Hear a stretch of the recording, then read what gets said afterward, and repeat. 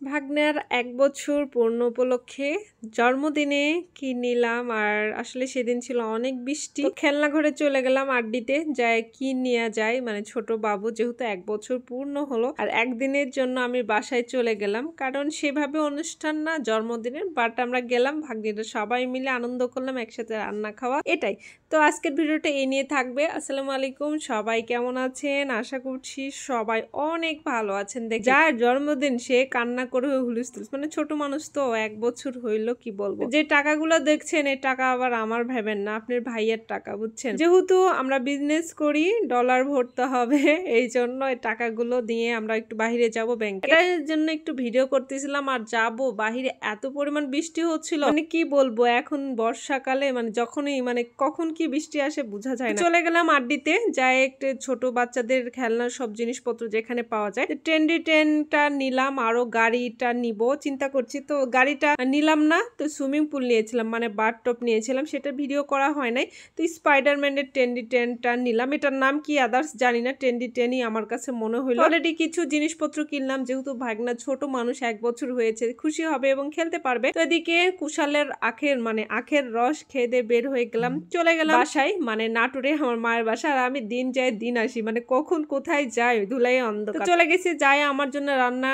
মানে বিরিয়ানি আমাকে রান্না করতে হবে, মানে একদম তেহেরির মতো করে। আমরা ভাই বোনেরা সবাই মিলে একটা অনুষ্ঠান করছি, মানে সবাই মিলে খাওয়া দাওয়া করবো, এটাই, আর কিছুই না। এদিকে দেখেন আমার ফুপুর একটা হাত ভেঙে গেছে, সেটা নিয়েই নাড়াচাড়া করছে, মানে আমরা সবাই মিলেই রান্না করছি যেন মজা হয়, মানে আমরাই খাবো, এটাই। তো আমার ভাগ্নেকে নতুন ড্রেস পরাই দিছি, দিয়ে ভাব মারছিল নানির কোলে। এদিকে আমার চাচাতো ভাইয়েরা কোলে নিয়ে বসে আছে। আমরা চিন্তা করছিলাম কেক কাটার আগে পোলাওটা খেয়ে নিই, মানে বিরিয়ানি। তো খাওয়া দাওয়া শেষ করে শুরু করছি কেক কাটতে। যার জন্মদিন তাকে কোলে নিয়ে আমি কাটতেছিলাম, মানে আমি মিমি বলে কথা, খালামুনি, হ্যাঁ।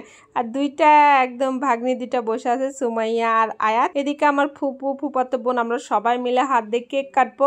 আর কেক কাটা দেখে তো একদম যার জন্মদিন সে কান্নায় একদম ভাইসে যাচ্ছে। ছোট মানুষ বুঝতে পারছে না, কারণ কি এতগুলো পার্সন তো কখনো একসাথে দেখে নেই, তো কান্না করছে। যাক, আমাদের জন্মদিন আমরা কেক কাটে খেয়ে নিই। এদিকে আয়াত এবং সুমাইয়াকে কেক কাটা খাওয়াইতেছিলাম, কারণ সুমাইয়া আয়াত মানে ভাবছে যে মিমি কেন আমাকে খাওয়াইলো না আগে, এই নিয়ে আয়াত একটু মন খারাপ করছিল, একটু অন্য টাইপের, যে মিমি কেন অন্য কাউকে খাওয়াবে, এই যে এরকম একটা ব্যাপার সুমাইয়ার সাথে করে। মানে ছোট মানুষ তো, আগে আমরা ওই ছোটবেলা থাকতে ঠিক এইরকমই করতাম।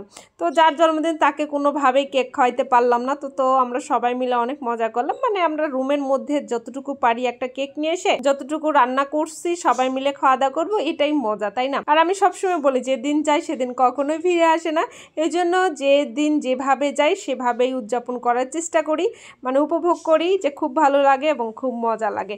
আর এটাই কিন্তু উচিত, আমরা যদি এর চেয়ে বেশি কোনো কিছু আশা করি, এর চেয়ে বেশি অনুষ্ঠান করলে ভালো হতো, এটা কিছুই না। অরিজিনাল কথা, আমরা ফ্যামিলির সবাই একজাত হয়েছি, সবাই খাওয়া দাওয়া করছি, সবাই গল্প করছি। আর এদিকে হাদিস বাবু এবার নানি কোলে নিয়ে আসছে, আর এদিকে আমার ফুপু কেক খাওয়াইতেছে, কোনোভাবে খাচ্ছিল না, তো ওকে গিফট দিচ্ছিল, অনেক গিফট পড়েছে ওর। তো যতটুকু অনুষ্ঠান করি না কেন গিফট কিন্তু ভালোই পেয়েছে। তো যাই হোক, পরবর্তী ভিডিওতে আমি গিফটের ভিডিও দেখাবো। আজকের ভিডিওটা এই পর্যন্ত, সবাই ভালো থাকবেন, সুস্থ থাকবেন, আল্লাহ হাফেজ, টাটা।